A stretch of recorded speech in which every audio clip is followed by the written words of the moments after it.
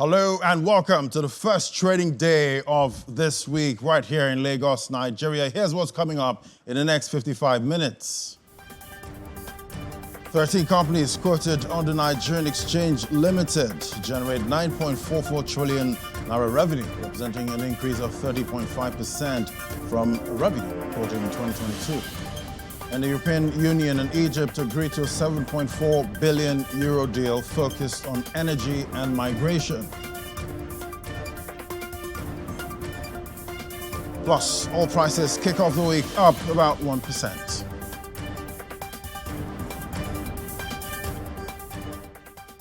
Great to have you join us. I'm Ladi Williams. Let's kick off the Monday with some of the markets we track right now. Starting with the grain market, we see Chicago wheat futures that rose today for the first time in 4 sessions, recovering from last week's losses as Russian attacks on Ukraine's agricultural infrastructure over the weekend that supported prices. And we see wheat that's up almost 1%, 0.9%, price $5.33 for a quarter of a bushel. And we look at other grains we track now. We see soybean and corn. Soybean, that's up 0.2%, $12.01 a bushel. While we see corn there, that's not left out from the rise, 0.6%, $4.39 for a quarter of a bushel. So definitely we'll keep tracking to see how those disruptions impact prices. Russian attacks that damaged agricultural enterprises and destroyed several industrial buildings in the Black Sea port of Odessa.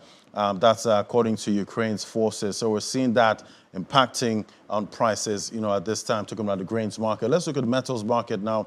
I would say gold prices slipped today as the dollar held firm and investors braced for a slew of policy decisions from major global central banks. It's rate-setting meeting this week, the season right here. And we're seeing platinum, that's down 1.97%, $2,160 per ounce. And U.S. gold futures, that's down 0.4% at $2,160. Palladium, that's not left out, that's also down 1.45%. Price $1,074. So as I said before, it's rate-setting season. We'll be getting all of those results. That's for the rates.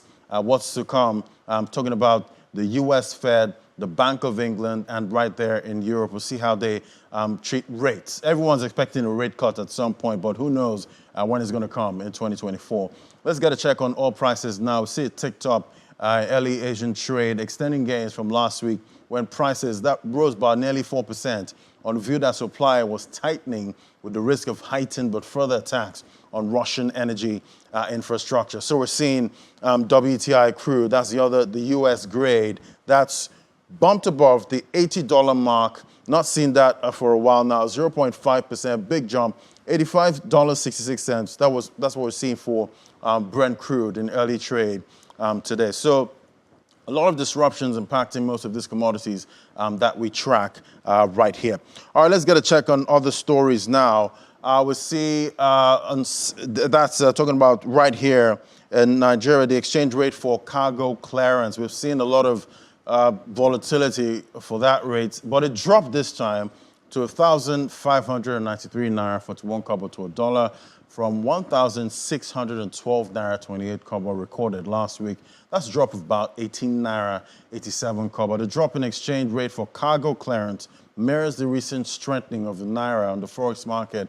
Meanwhile, the naira closed at 1,602 naira 75 kobo against the dollar. That was on Friday, March the 15th, according to data from FMDQ.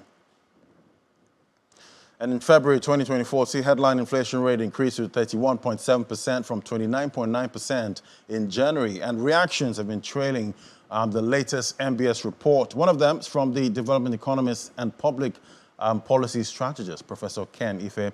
According to Professor Ken, Nigeria suffers from a structural supply push inflation, which requires both fiscal and monetary efforts to combat it. He was a guest on Business Morning earlier today. Take a listen.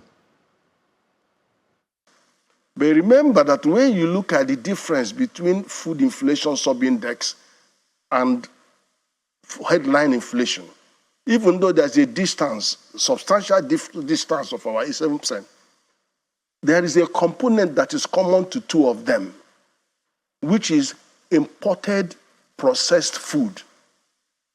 Processed food is in both of them.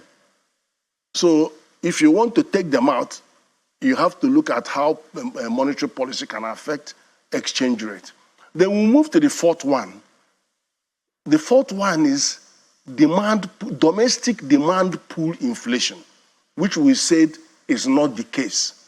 But there is a foreign cost demand pool inflation, which is caused by, and I want you to listen carefully to this. This is caused by the 100 million Francophone citizens surrounding Nigeria that are important because of the price differential.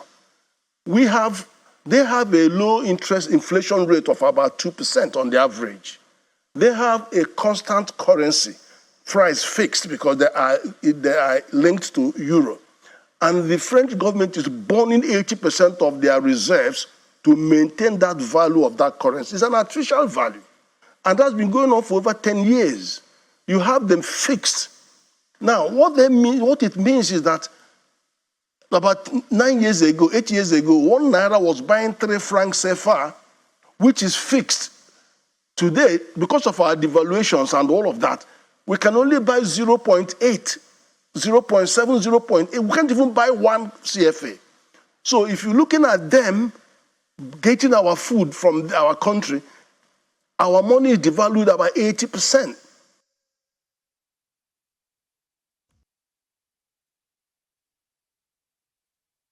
And last week, Nigerians, including telecom companies, banks, media outlets, and other entities were affected by an internet outage due to damage to international undersea cables that supply them with connectivity. And as I said last time, transactions definitely will be impacted. Look at the countries affected and the level of impact right there. I'll see Ivory Coast, severe. That's the impact right there on their internet facilities right there. Ghana, it's high. Cameroon, medium. But we see Nigeria and South Africa having a low impact when it comes to connectivity right now, even though on Thursday it was really hard getting connection. Even right here on the show, some of my virtual guests, they couldn't join to actually join in for Business Incorporated. That was on Thursday. So it was, and bank apps, we've seen customers complain about, most of the banking apps quite not working as they should. And how can businesses shield against this kind of disruptions, going forward? Let's talk to Oluwole Abegunde, telecoms and IT specialist at market intelligence company. That's IDC, International Data Corporation. Great to have you on the show. I'm sure you also felt the impact on Thursday. Absolutely. And right now, I'm still hearing some, complaints at this time. It was quite a mess, on Thursday. We could see people on social media, blaming some internet service providers. And at the end of the day, it wasn't really their fault, at this time. But what's the situation right now? Thank you for having me on the show. Yeah. So it's a big problem on the continent right now because 4 of the key cables that help take traffic off the continent to Europe and America had problems at Ivory Coast and Senegal area. So it's causing disruption across the continent. And the problem is that a lot of these ISPs rely on those cables to, take traffic to and fro. So what is happening now is that a lot of the providers are trying to look for redundancy in other cables where they can pass on traffic to ensure that normal services continue for consumers and businesses alike. So for the bank customers, for the telecom customers, what they are trying to do, the service providers now are trying to look for where to put the traffic to. It's like what happened Third Bridge when it was shut down.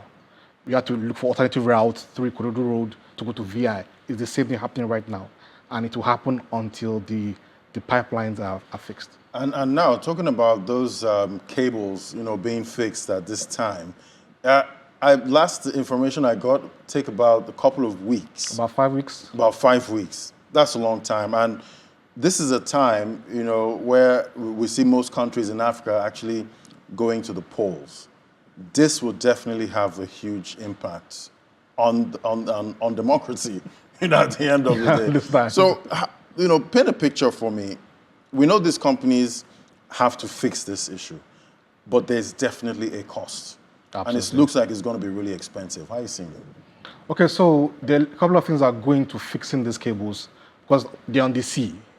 And the damage I'm hearing happens around 3 kilometers away from the shoreline, so it's quite deep into the sea. So you need special vessels that can go there and come at a cost, as you have said, to go there to identify the problems, fix the problem, test if it has been corrected before normal service can resume. So it will take a while. But like I said, most of the providers, I'm sure right now, are looking for redundancy across the continent where they can push traffic to so that you and I, businesses, bankers, can have service restored. It won't be like it was before because what you're essentially doing is moving traffic from somewhere else to somewhere else, and it will take time. There's latency involved in that transaction. So until 5 weeks, 6 weeks time when all service returns to normal, I don't expect everything to go back to normal until then. When last did this kind of thing happen? Where we had an undersea cable cut, and how long did it take, if it happened, how long did it take to fix? It takes about the same period. Normally, there are about 500 cables across the world, undersea cables. And on an annual basis, we have about 100 cuts per year. So which means for a 52 weeks calendar, about 2 cuts per week. In fact, 24th February in Egypt, there were 3 cuts there. So it's a normal occurrence in the industry. The key thing is service providers having redundancy to be able to pass on traffic to. If it was just one cable that had problems in the region, we won't have this much negative effect on the economy, on consumers, on businesses. But now in West Africa, there are 4. And that's why the problem is. So for countries like Togo, Liberia that have just one cable that passes traffic into their country, that's why you see on the slide, they are severely impacted. Nigeria has about 6 cables that go into the country, 4 are down, so we can have 2 to go on redundancy. So those are the challenges that we have across different countries in the continent. Right, and you and I were speaking earlier about, I asked you a question, might sound silly, to some people. I was asking you if Nigeria, imports does Africa as a continent, if we import the internet, how much reliance or how independent are we, when it comes to, internet at this time? Paint that picture, for me. How are we doing really? Because when you see cuts like these actually happen, it goes really deep. We're talking about is impacting politics, at this time. It's impacting the banks. So trade is going to be severely, commerce, entertainment, commerce and everything at this time. So talk to me about how much Africa, how independent Africa is, at this time when it comes to internet infrastructure. Currently, we are like a consumer of the internet. The internet is, for lack of better words, connection of public computers together to share information between themselves. So there are a couple of stakeholders that stack up in that ecosystem that make the internet work. There are people that are in charge of the connectivity, the cable talking about, the ISPs, people that are in charge of the protocols for the websites, for the website domains, IP. So Africa plays majorly in the regulatory area in our region, our NCC, for example, ITU at the global level, and the service providers that provide connectivity. Let me give you an example. We're in Channels TV right now. So I want to watch this stream on YouTube. How do I go about that? How do I use a mobile phone, smart TV, or a console, a smartwatch? Which of that do we produce in Africa? None. If I get a smartphone, I need a browser, right? Maybe use a Safari, your Google Chrome, your Microsoft Edge. Which of that is being in Africa? None. None. Where are they hosted? Probably not in Africa. So the only place where we play is in the connectivity and in the content.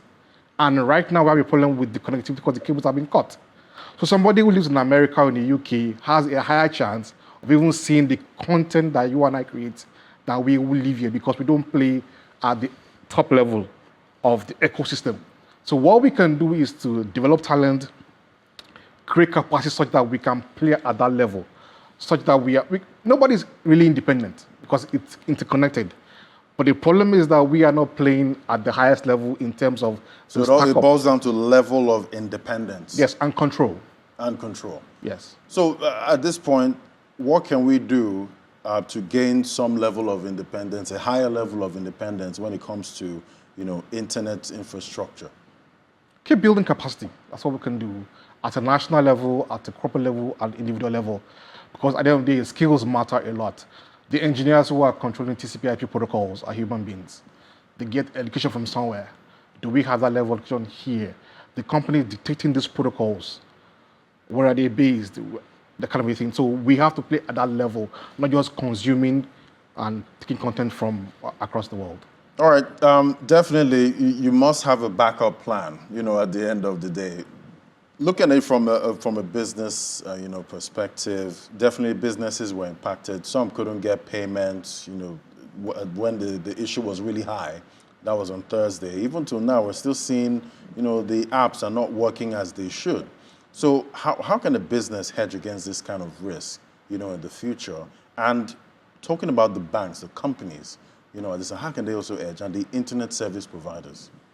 So the best they can do is work, because again, we're limited. The best they can do is work with service providers that have redundancies across multiple cables, across multiple geographies. For example, you have a provider who has just one cable, it might not be the best to work with. You look for a provider that has cable that routes through maybe West Africa to Europe, East Africa to Europe, South Africa to Europe. So if there's a challenge in one of the links, they can reroute. Another solution might be to go through satellite. But satellites might not be the best again because of the volume of, we're talking about bank transactions now. A lot happen just on one bank. So imagine the volume of all of the banks. And the satellites don't have the kind of capacity that the fiber cables have. More importantly, they have the latency. The fiber cables are almost 8 times faster than the satellite providers that we have. So those are the things that you have to consider. But worst case scenario, you look for providers that have multiple redundancies, whether fiber cable or satellite. And that kind of information is easily accessible? Yeah, of course. When you're signing your SLAs with your provider, you have to, if it's a marketing strategy for them, yes, we can, if there's a problem here, we can route you through here, here, and here. If there's a problem here, we can route you here, here, here.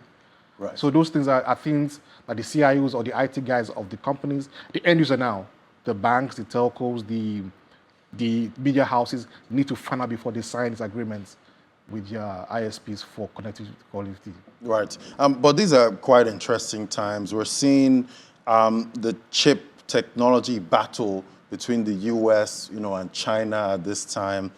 Talk to me about what Africa, should be doing at this time, because at the end of the day, we're seeing a lot of geopolitical tension, and a time might come where one of these continents can just say, you know what, Africa, we're yanking you off, this data service if you do this or do that.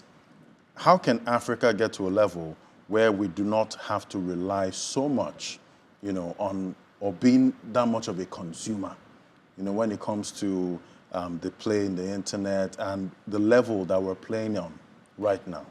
It goes back to what I said earlier, capacity building. The Chinese are... How expensive is capacity building? Quite expensive depending on what you want to build, at a national level and at an individual level. So the Chinese as a community, as a nation, have an agenda to be independent of a lot of the world powers. They want to be a world power themselves. So they are aggressively investing in education from the top to the bottom. We have to have the same plan. No nation can grow without education. IT is becoming, we're in the 4th industrial revolution right now, and IT is becoming a key weapon for global supremacy. So if Africa wants to play a role, Nigeria, Ghana, Kenya, South Africa wants to play a role, we have to invest in educating our people, which means our educational systems from the primary, secondary, tertiary have to be places where we go and impact knowledge. Not just things that happened in the past, but things that will happen in the future. That's what the Chinese are doing. That is what we have to do. That's what America did. The best school in the world today are where? In the US. There's a reason for that. Because they saw the future. If you can't educate the mind and change the way somebody thinks, you can't have power. So if Africa needs to be at that same level, we have to start thinking, we can't just be consuming. Because when you see when you check out the CEOs of the top tech companies in the world, they're mostly Indians, at this time. And you ask yourself, what is India doing differently, when it comes to, education? We check how much what ratio of the budget, goes into education in Nigeria. And it's always been at single digits for a couple of years, at this time. But we're seeing our neighbors, some of our African neighbors, they're in double digit, but maybe not up to the UNESCO benchmark, which is about 24% of your budget. That should go to, education. So at this time, where we are, what do you think, or how serious should the government take this matter if we want to play on that level? Very seriously. Like I said, no nation can take over anything if the citizenry are not educated. And it's not even education in the four walls of the school, from the mind. What do we want? What is our goal as Nigerians in the next 20, 30, 50 years? That has to be defined.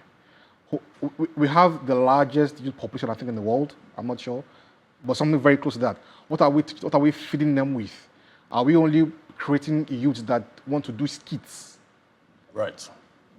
Do you understand? Yeah. Or people that want to understand IoT, AI, machine learning, and compete at that highest level with the average American or British person. So from that national level, that agenda has to be set. And Nigerian youths are really, really smart. We're smart people. A smart group of I mean, people. check around the They have world. to navigate most of the most technical things. Exactly. So at the federal level, state level, and the local government level, that agenda has to be there to be driven to engage the youths. Not even at that level again, from when we primary school, what are they teaching us, the kids, about the past, about the future? So the decisions we have to make to decide what we want to do. So many decisions to make at this time, and definitely we're tracking to see when these undersea cables are going to be fixed so that we can return to normal.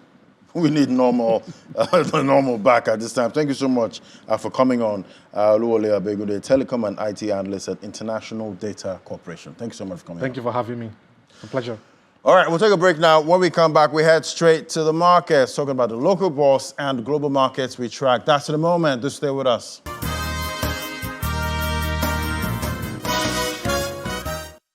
Modern.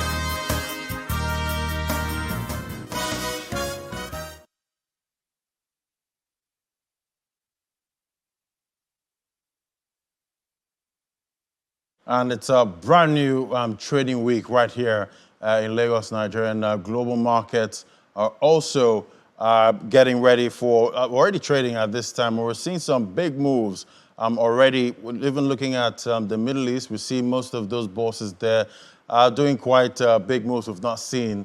I'm talking about the Middle East. And we're also seeing intraday movement right here at the local bourse, marginally up at this time. I'm wondering if it's going to follow the big move that we saw for the week. There was a massive green close for the week, talking about the NGX, over 3% rise for the week. And definitely the global markets we also track all over the world. And we'll be looking at the US also, see if how investors are planning for rate setting season right here globally in most of the global markets that we track. And we have Willie Bong with the details now. Great to have you, Will. Hey, how are the markets looking? Oh, the markets are looking chirpy. Well, I'm being optimistic about that. We did see that marginal uptick for the NGX, but we're hoping that maybe by the close of business, the big guys will, will come back into the market and probably just, do their thing as they did last week. Yeah, it was but quite still a big in the move, green. so. Let's not lose hope yet. Right, still in the green. Still All in right, the green. keeping hope alive. So we're kicking off, with major equities in Africa where sentiments were positive, mostly positive at intraday. Well, mostly negative if you look at it because Nigeria's NGX was the lone gainer at intraday. It was up marginally at 0.05%. South Africa traded down 0.14%. If we look elsewhere, the Egypt's EGX 30 not starting off to a great start this week, down nearly 4% at the start of the first trading day of the week, and we see Kenya closing Friday in the green. But we're going to be digging straight away and see what's happening at the NGX, what's moving the markets, why the NGX is trading slightly positive. We're hoping for a big jump today, but Ambrose Omodian, Chief Research Officer, Invest Data Consultant, will be giving us the insights. Good afternoon, Ambrose. Good to have you on the program. Ambrose, can you hear me? Yeah, thanks for having me. Great. Ambrose, we're seeing just a slight marginal uptick at intraday for the NGX, the local boss, and FTN Cocoa, stocks like FTN Cocoa, ABC Transport, and NEM are on the top gainers list. Are the big guys taking a rest? Yeah, not really, but I'll say that the NGX is facing a potential inflation and the interest rate peak at peak now because we're seeing that our inflation has hit all-time high and also interest at all-time high. But still, our market is still in green. Say that the Nigerian investors are becoming more diversified in terms of thinking and also more solid in terms of knowledge. That is helping the market. Seeing that the trillion companies, I call them, with the personality behind these trillion companies have changed the dynamics and also the structure of our market. That's why the market is staying in green. Despite that, we have not seen much earnings that have come with surprises in the market, but the market maintain a positive sentiment. Okay, we're talking about sentiment and talking about the trillion company, Naira companies. We see last year, we took an overall of how companies performed. We saw that 13 companies quoted on the NGX, including MTN and Dangote Cement, generated over 9 trillion Naira's revenue for 2023. And this represents a 30.5% increase from 7.2 trillion that was reported in 2022. Now, these companies, they faced inflation, FX crisis, insecurity in the country. But what's the outlook for companies in 2024? Do you expect a similar performance, or do you see them outperforming what they did in 2023?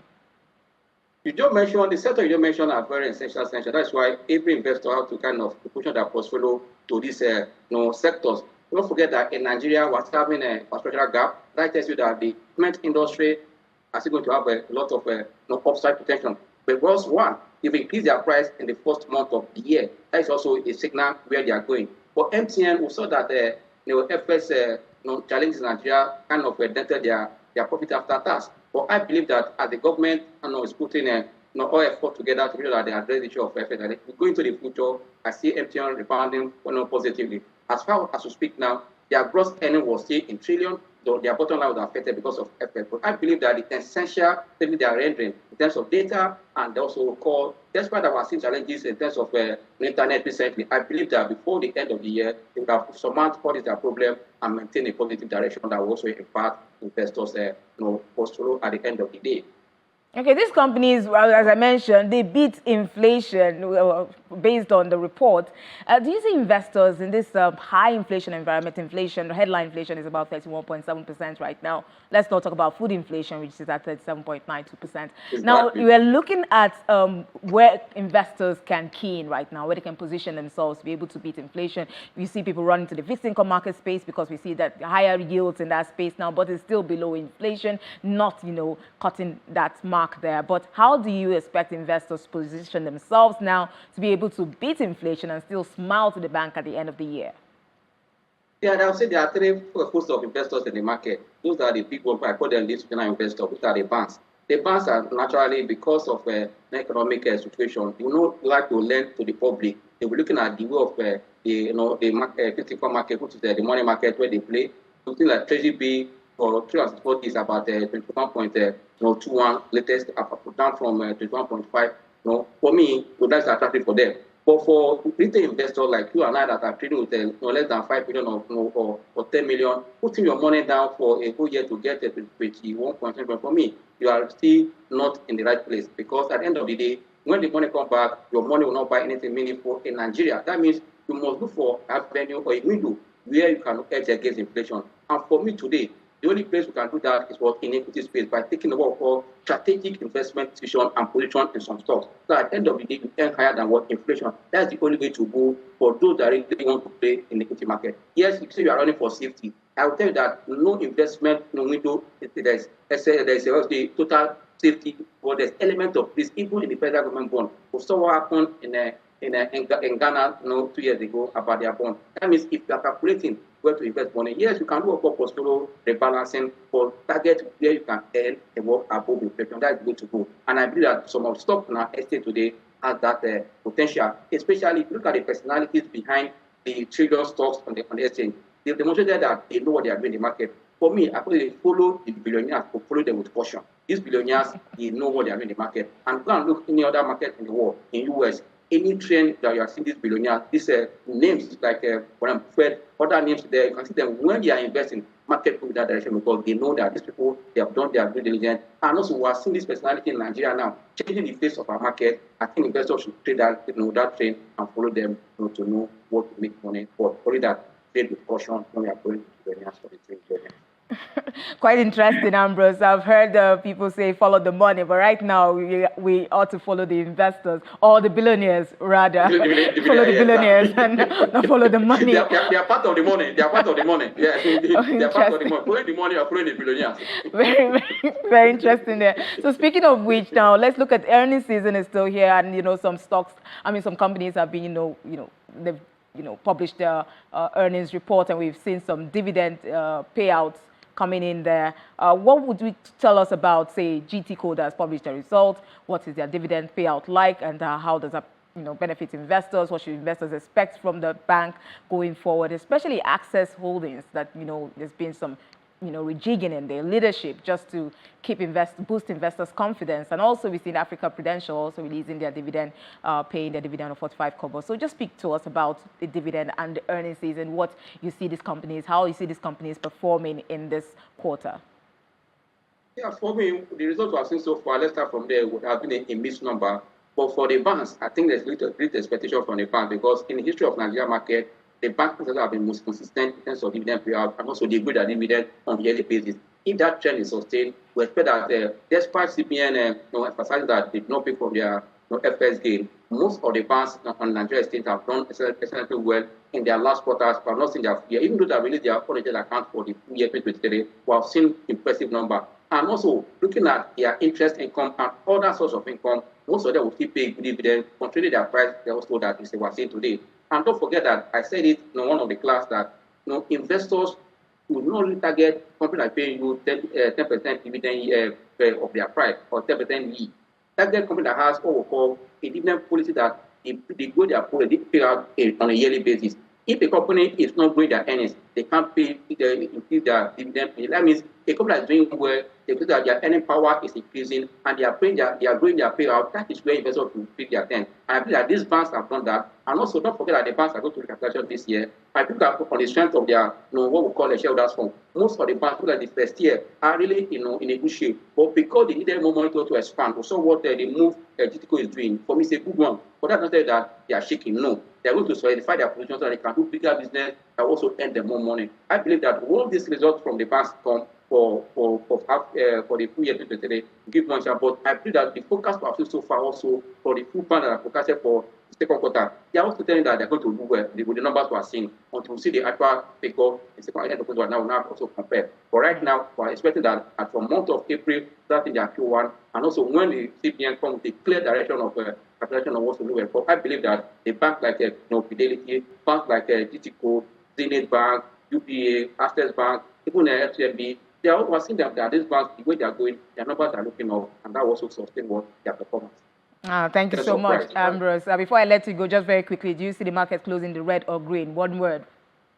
I see the market closing in red. After market have rallied for straight 10 days, I expect that profit taking will hit the market, especially those high cap stocks will put the market down. Thank you so much, Ambrose Omodion, Chief Research Officer, Investigator Consulting for coming on Business Incorporated. Thanks for having me. So we continue with the other markets. We see Middle East markets trading mostly positive at intraday, except for Saudi Arabia. We see Abu Dhabi up over 6.3%.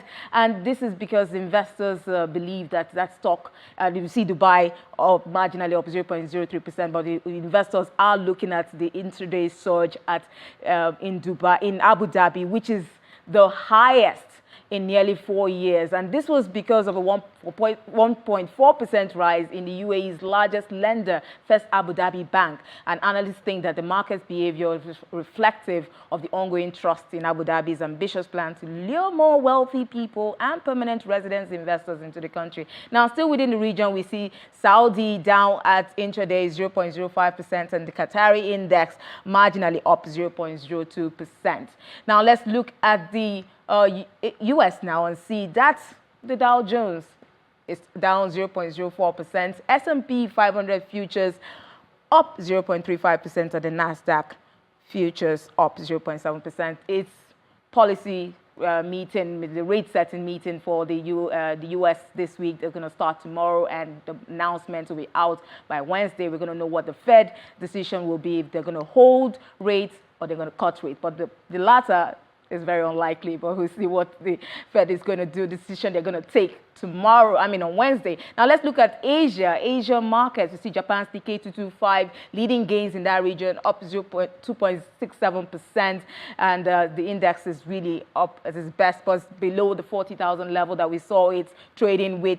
Kospi index, that's in South Korea, is up 0.71%. The Hang Seng index in China is up 1.10%. Let's look at the other markets. Shanghai in China also is 0.99% up, and the S&P in Australia is also up 0.07%. So it's a green day for the Asia markets, and we're seeing that, hoping that they sustain this positive momentum to the close of business, and they hope that, other markets rally, because Ambrose just said that the NGX is going to close in the red after trading for 10 straight consecutive days, a positive trade. Yeah. But we are hoping that they are going to probably just change that mindset and just decide that, oh no, let's just go in the green. Just keep going in the green. Just go in the green. Well, definitely we'll see, at this time, knowing fully well that we saw big gains from most of those high cap stocks. And he did mention that those stocks might take back most of the profit, this week.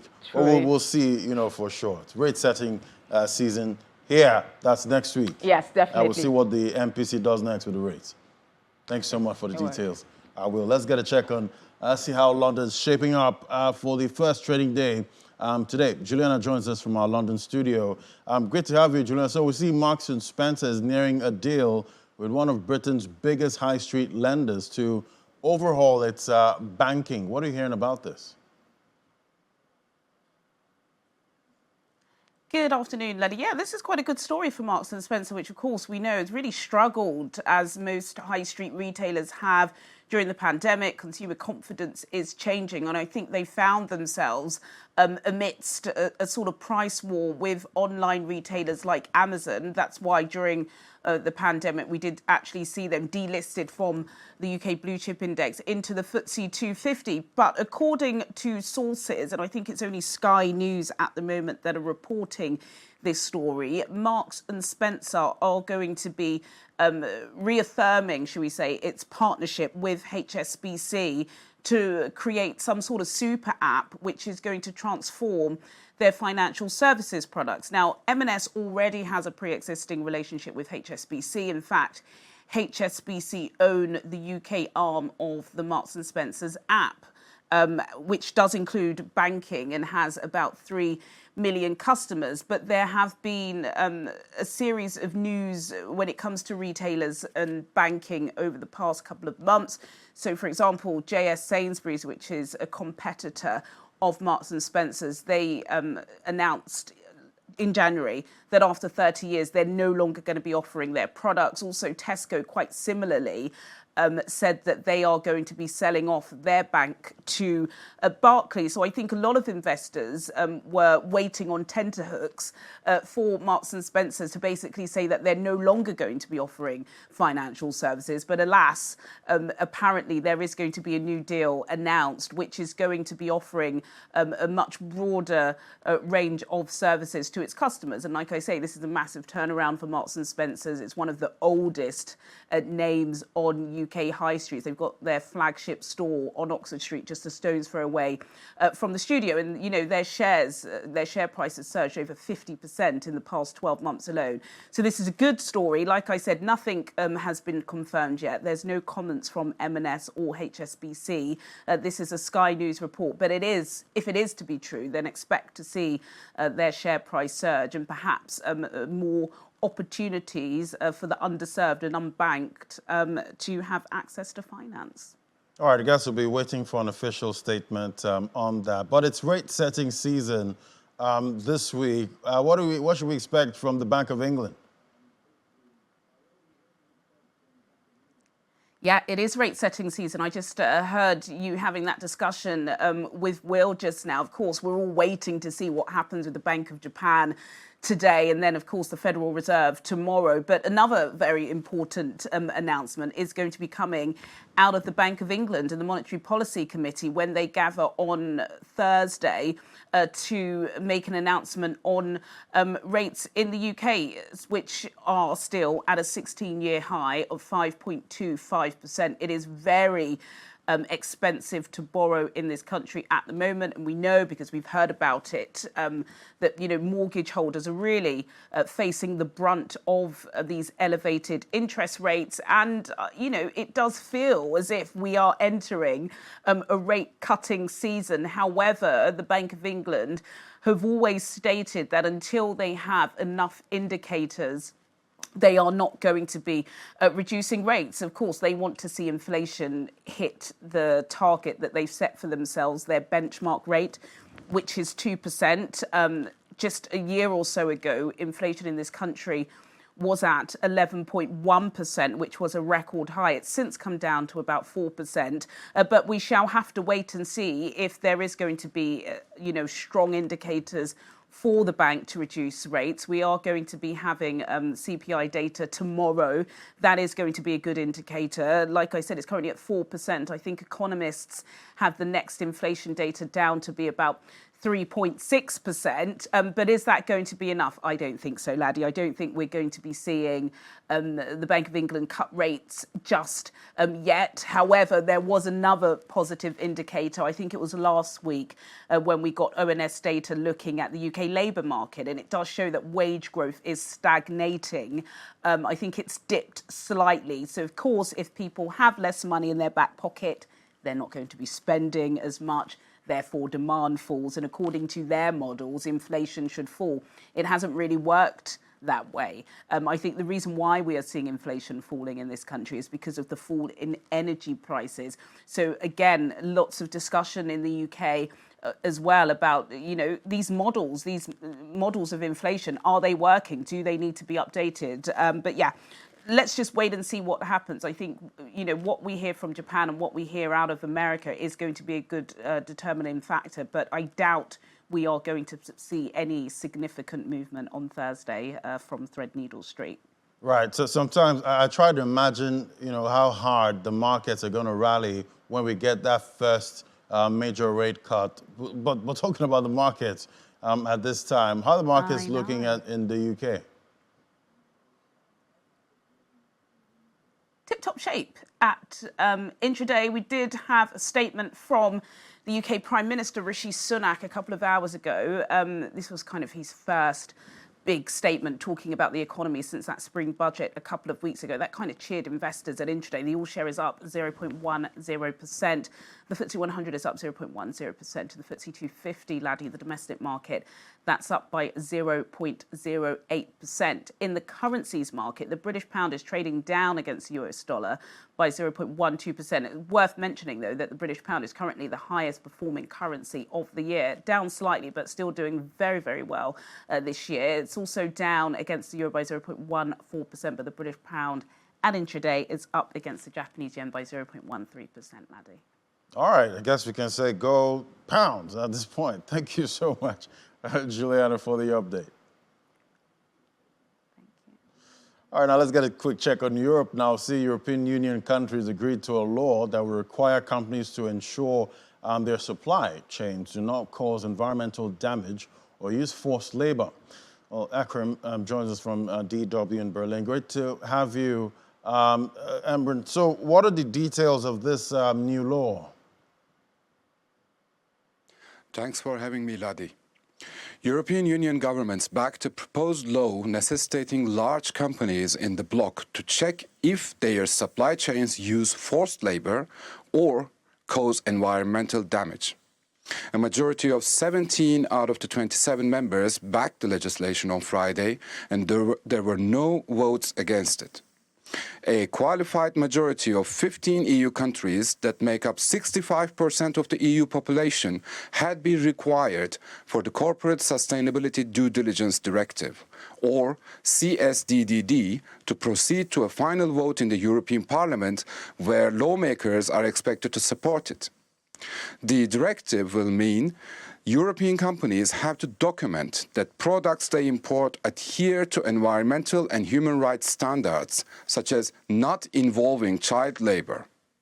European companies will also be required to prevent or minimize potential harm and to communicate their findings. All right, what are the next steps? Well, under the directive, which is due to fully enter force in 2028, large companies in the European Union will have to identify and take remedial action if they find their supply chains employ forced or child labor, or damage the environment, for example, through deforestation. Fines for breaching the rules could be as much as 5% of a company's global turnover. Key to pushing the law through was a compromise on the definition of a large company.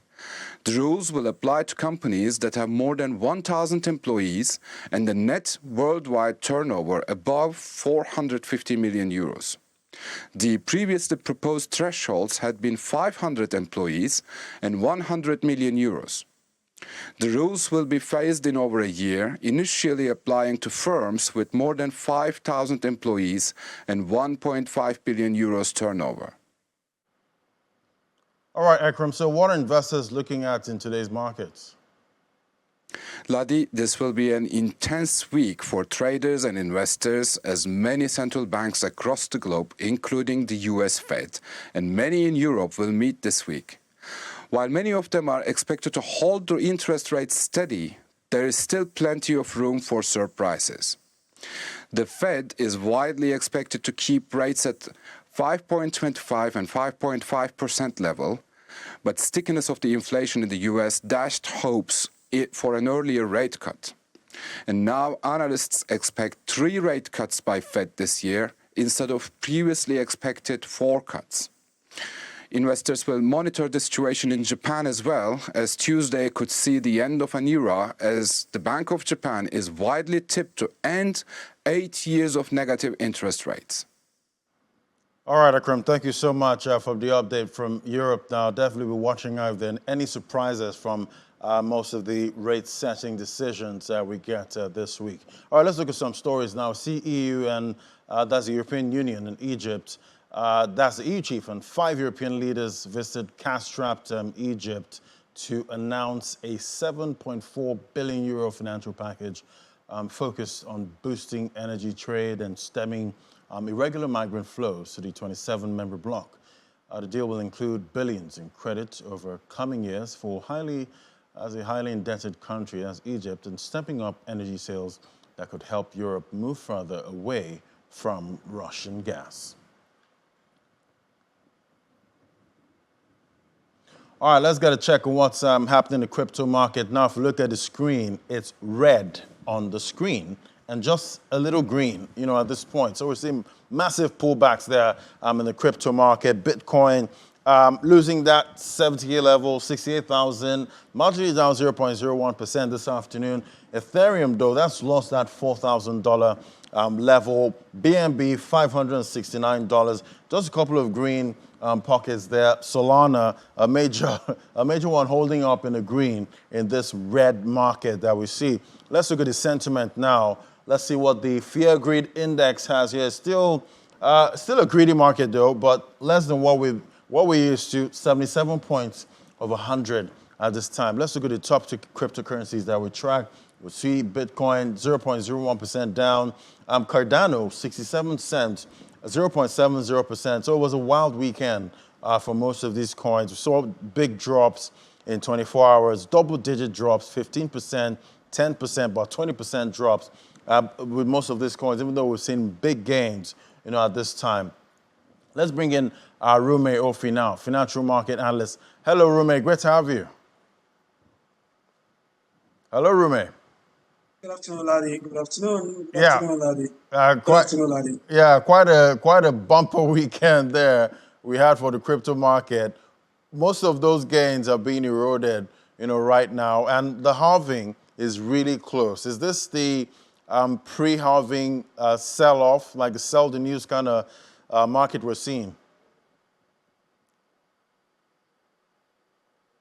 Yeah, the pre-halving sell-off hasn't started yet. What is going on now is more like the market sensing that we're not going to have anything like a rate cut anytime soon. So the market responding to that, and risky asset most likely going to be hit. So more like saying that there's a correctional phase. Seeing Bitcoin do very well, cryptocurrencies do very well. see all of the memes going up at some point and making very good gains. But again, one of the reasons why some of us are saying that we have to be very careful. It's a risky asset, and best you could do is not to use funds that are very important for you to get involved. Right now, the world today has a lot to battle with geopolitical crisis, U.S. Elections here, certainties in who becomes the next president of the United States with their various policies, and also the Bank of Japan most likely going to hike rates, which is also part of the narrative that we are having right about now. So it's a very difficult situation that we find ourselves in the crypto market. It's a very difficult situation we find ourselves in the crypto market. But be it as it may, I believe that there's always going to be green light at the end of the tunnel. But for now, it's a good time to take profits and watch. This is a good time to take profit and watch rather than go all in and get into trouble. So it doesn't become a freight train coming from the end of the tunnel, and not the lights you're looking for. But right here in Nigeria, we've had the issue with most of these cryptocurrency exchanges, but we see the fee that a crypto exchange is supposed to pay for the license to be able to operate in Nigeria. We see that's been hiked up a lot. How do you see this impacting some cryptocurrency exchanges that want to come and establish in Nigeria? So, Larry, my concerns is more for local exchange, local platforms. I really don't care about the international platform because that a couple of them had made money. A couple of them has made money, and I don't want to mention names, and government is slamming them, and they have issues that are unsettled. So I would like to focus on the local platforms. A couple of them are here, and with the fact that these international guys are here, they have actually subdued them to some reasonable way. So it is not the price of the licensing and all of these things are not encouraging for the local platforms, and it doesn't help our ecosystem. It's more like saying that we have banks, our banking sector where we have the big banks. All our banks are Nigerian engineers banks that are doing very well, dominating the banking sector. We don't want to risk the idea of having international banks like JP Morgan and Bank of America, Chase banks and the likes dominating our platform, more or less like what we're seeing in crypto. We're having the big boys like Coinbase, Binance, and all of that coming in. They can pay all of this money. These monies are very small for them. But in contrast to that, what happens to our local platforms? How much are they charging? How much are they charging? What can they do? The Can they afford that local kind of money? businesses? How much are they charging the local businesses that want to start up a crypto exchange? The initial deposit was about 300 million, and now it's been raised.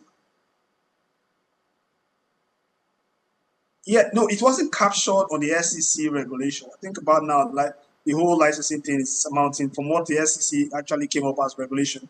As amendments, about 1 billion naira, which I really don't think that is favorable for the local guys. How can they make 1 billion, for example? It makes it very, very difficult. But I think that the Nigerian SEC can learn from a couple of countries like Singapore and South Africa. They try to absorb the local guys, the local exchange platform to do their business. It helped us to grow.